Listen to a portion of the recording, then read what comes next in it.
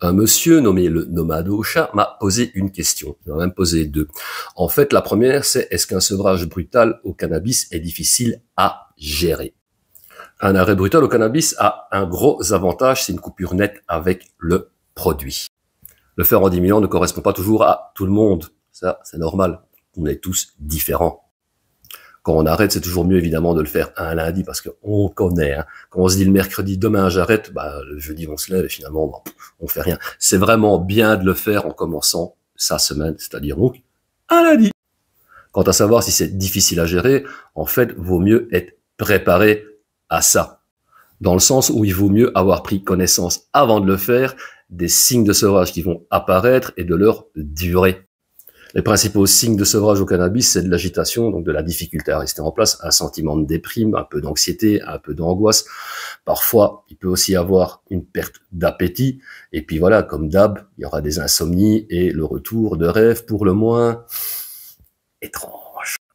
Et ces signes, en général, durent maximum 4 semaines. Donc déjà, de savoir ça, il y a un côté un petit peu rassurant puisqu'on sait ce qui va se passer. Après, évidemment, avant de le faire en amont, vaut mieux prévoir quelques petits trucs. Déjà, bon, c'est pas pour tout le monde aussi, mais prévoir un petit soutien psychologique dans une structure adaptée du style association spécialisée en addiction, ça peut être d'un grand secours justement pour avoir un soutien forcément psychologique. Il y a aussi forcément un tri à faire dans ses fréquentations. Ça, c'est un peu obligé. Ça n'a rien de personnel vis-à-vis des personnes concernées, c'est juste pour éviter les tentations. Faudra aussi bloquer, effacer le numéro du ou des dealers pour aussi là éviter les temptations et jeter tout le matos, plateau, effriteuse, paquet de feuilles, etc., etc. Après, ce qui est aussi très important, c'est de prévoir des activités, prévoir de quoi combler le temps qu'on va récupérer. Quand on consomme ici, en l'occurrence du cannabis, ça occupe déjà la plupart de nos pensées. On pense à consommer, on pense à s'en procurer, on va s'en procurer et puis on consomme le dit produit. Après, qu'est-ce qui reste?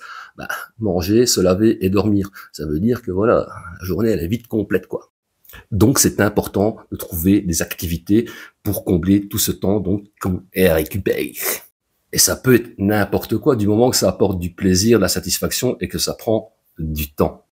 Et ça peut être des plaisirs même très enfantins, collectionner les cartes Pokémon, regarder ces cartes Pokémon, ou faire des Lego, ou un peu tout et n'importe quoi, du moment que ça apporte de la satisfaction. Par contre, au début, mieux vaut éviter les activités qu'on avait associées à la consommation, parce que là, forcément, il y a beaucoup de craving qui va arriver. Je l'explique souvent, moi j'ai eu la blague en mixant. Au début, quand j'ai allumé mes platines, au bout de 30 minutes, j'allais comme ça avec une envie de fumer et de boire. Donc voilà, au début, vaut mieux éviter ce genre d'activité donc qu'on avait associé. Mais bon, après un certain temps, il y a un retour à la normale. Et aujourd'hui, voilà, après 14 mois, enfin, après 14 mois que j'ai arrêté en fait, mais voilà, après 4, 5, 6 mois, je pouvais de nouveau mixer pendant 2, 3, 4 heures sans souci. L'autre partie de sa question, c'était par rapport aux crises d'envie, le craving, comme on dit en Angleterre et aux États-Unis d'Amérique. Il me dit, voilà, ça fait 5 mois que j'ai arrêté et j'ai toujours envie. Et ça, c'est tout à fait normal. Perso, ça fait 14 mois que j'ai plus fumé un spliff et j'ai toujours envie, pas tous les jours spécialement matin, midi et soir, mais j'ai encore régulièrement envie de fumer. Déjà, je trouve que le fait d'accepter que ça va arriver, ça va permettre d'arriver à bien le gérer. Moi, quand ça vient, je me dis, c'est normal. Et voilà, c'est là. Et ça va finir par passer. Parce que ça finit toujours par passer. Après, on peut se développer soi-même, chacun, des petites stratégies pour lutter contre ça. Ça peut être la création de mantras, donc des phrases à se répéter en se disant non, j'ai pas envie, parce que si je consomme, ça va me coûter autant, ça va me mettre dans cet état-là, demain je vais avoir des difficultés à me réveiller, ce genre de petites choses. Le principal, c'est de se trouver des stratégies qui vont répondre à nos propres attentes. Faut aussi toujours garder à l'esprit que ce genre de démarche, de processus de rétablissement demande du temps et de la patience. Une fois qu'on accepte aussi cet état de fait-là, je trouve que les choses aussi là vont mieux se passer et seront plus faciles donc à gérer.